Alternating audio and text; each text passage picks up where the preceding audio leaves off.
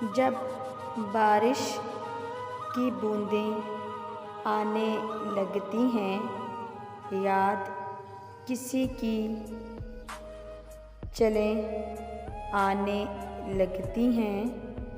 सिर्फ खबर सुनते ही उसके आने की वापस मेरी सांसें आने लगती हैं। देख नहीं सकता मैं उसकी आँखों को, मेरे अंदर लहरें आने लगती हैं।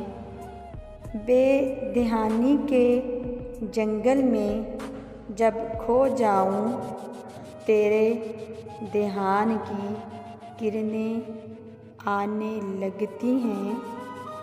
वो घर लौट के आए तो दीवारों पर फूलों वाली बेलें आने लगती हैं।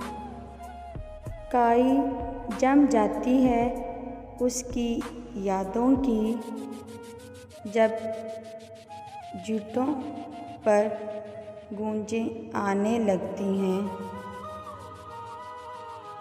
जंगल के इतराफ से चाँद निकलते ही रोने की आवाज़ें आने लगती हैं।